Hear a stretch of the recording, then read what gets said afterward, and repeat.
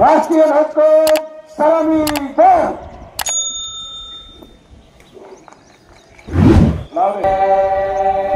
भारत माता की, भारत माता की, भारत माता की। वंदे वंदे। यानंतर माँ जगदंबा आपल्या महाराष्ट्राचे आराध्य दैवत श्री छत्रपती शिवाजी महाराज घटनेचे शिल्पकार बाबासाहेब आंबेडकर ह्या भूमीसाठी त्या लढवयांनी स्वतंत्र मिळवून देण्यासाठी आपल्या आयुष्यात गहाण ठेवलं या देशासाठी त्या सर्वांना नमन करतो।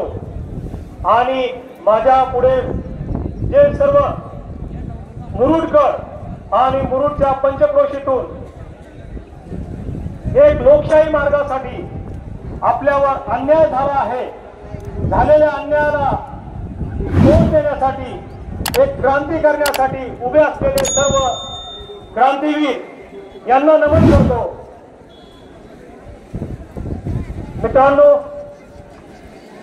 आपलं मुरुड वैभवशाली मुरुड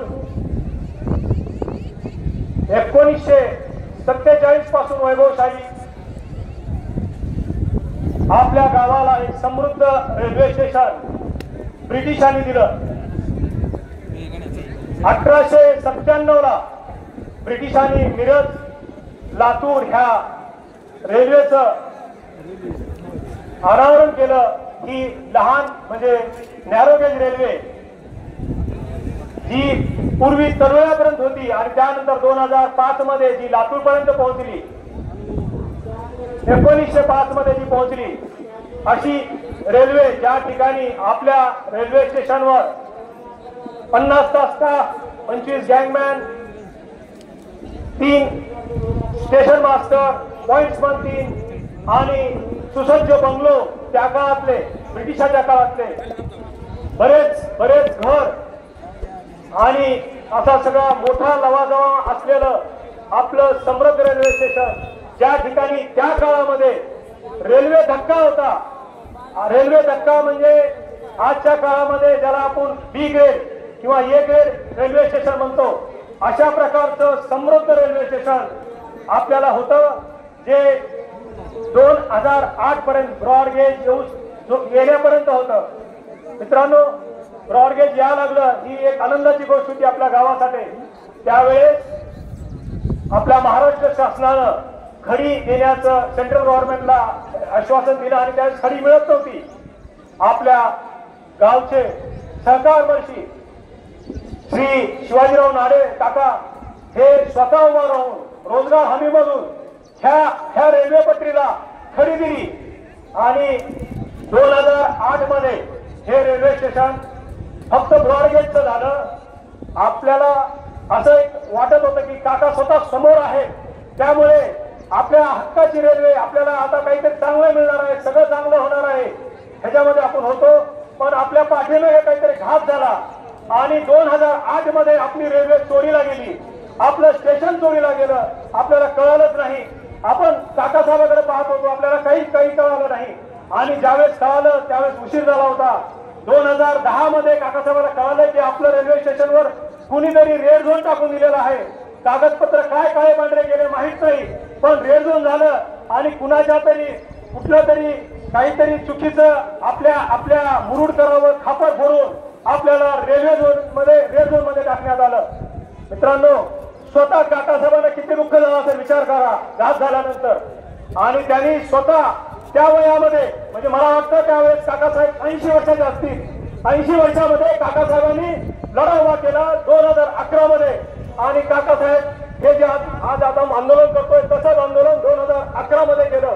2011 मधल्या आंदोलनानंतर सेंट्रल गव्हर्नमेंट फार लांब आहे, काकासाहेबांची ओळख पूर्ण महाराष्ट्रात आहे, पण सेंट्रल गव्हर्नमेंट आणि रेल्वेचे प्रोटोकॉल फार खराब असल्यामुळे ते आपल्या गावापर्यंत पोहोचू शकलं नाही आणि त्यानंतर हे आंदोलन चालू राहिलं।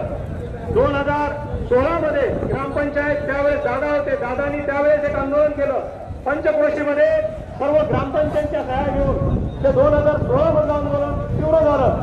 त्यानंतर 2017 मध्ये आपल्या बापूंनी ते आंदोलन अजून तीव्र केलं आणि अभिमन्यू पवार त्यावेळेसचे मुख्यमंत्री श्री देवेंद्रजी फडणवीस साहेब यांच्या प्रयत्नातून त्यावेळेसचे रेल्वे मिनिस्टर श्री पियुषजी गोयल सर यांच्या शिफारशीवरून त्यावेळेस धावणारी जलदगती ची ट्रेन म्हणजे आपली जिवाळ्याची लातूर मुंबई ट्रेन त्यावेळेस थांबली आणि त्यानंतर दुर्दैवानं पूर्ण जगावर कोविड आलं.